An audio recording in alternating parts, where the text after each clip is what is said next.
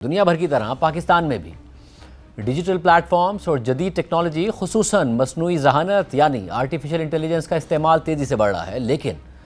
Technology کے بڑھتے ہوئے استعمال کے ساتھ ڈیجیٹل جرائم میں بھی تشویشناک اضافہ ہو رہا ہے۔ سب سے زیادہ تشویش کی بات یہ ہے کہ خواتین جو پہلے ہی مختلف اقسام کے استحصال کا سامنا کرتی ہیں ہمارے ملک میں، اب ڈیجیٹل جرائم میں بھی آسان ہدف بن رہی ہیں۔ پاکستان میں ٹیکنالوجی کے ذریعے صنفی تشدد یعنی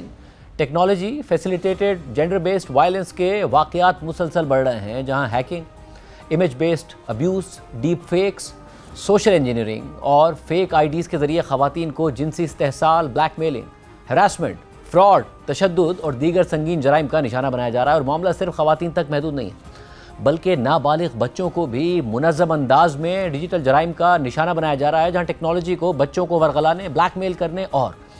ان کے جنسی استحصال کے لیے استعمال کیا جا رہا ہے۔ ڈیجیٹل رائٹس فاؤنڈیشن اس حوالے سے 2016 سے کام کر رہی ہے، اور ہر سال کی طرح اس سال بھی ڈیجیٹل رائٹس فاؤنڈیشن کی ڈیجیٹل سیکیورٹی ہیلپ لائن نے ڈیجیٹل جرائم سے متعلق سالانہ اعداد و شمار کی رپورٹ جاری کی ہے، جس میں ان جرائم میں تیزی سے اضافہ ہوتا دکھائی دیتا ہے۔ ڈیجیٹل رائٹس فاؤنڈیشن کے مطابق دسمبر 2016 میں اپنے قیام سے لے کر اب تک ڈیجیٹل سیکیورٹی ہیلپ لائن پر 25,340 کیسز رپورٹ ہو چکے ہیں، لیکن گزشتہ 3 سالوں میں ان اعداد و شمار میں تشویشناک اضافہ ریکارڈ ہوا ہے، اور سال 2023 میں کل 2,473 کیسز ریکارڈ ہوئے، جبکہ اس کے اگلے سال یعنی 2024 میں کیسز کی تعداد بڑھ کر 3,171 تک پہنچ گئی، جبکہ 2025 میں بھی کیس کی تعداد کم و بیش اس سطح پر رہی اور 3,012 کیسز رپورٹ ہوئے۔ تاہم اس سال صرف جولائی تک ڈیجیٹل جرائم کے کیسز کی تعداد 2,308 تک پہنچ چکی ہے، لیکن ان کیسز کا سب سے سنگین پہلو یہ ہے کہ گزشتہ 10 سالوں کے دوران ریکارڈ ہونے والے کل کیسز میں سے تقریباً 57% کیسز خواتین کی جانب سے رپورٹ ہوئے، جو تقریباً 14,443 کیسز بنتے ہیں۔ اور گزشتہ 2 سالوں میں رپورٹ ہونے والے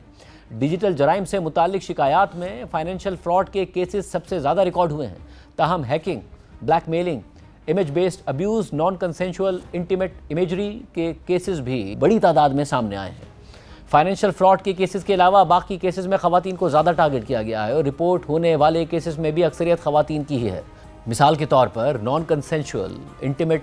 امیجری کے کل 159 کیسز میں سے 129 میں وکٹمز خواتین رہیں۔ اسی طرح بلیک میلنگ کے 220 کیسز میں بھی اکثریت خواتین کی ہے، جو 194 کیسز میں وکٹم تھیں، جبکہ سیکسٹورشن کے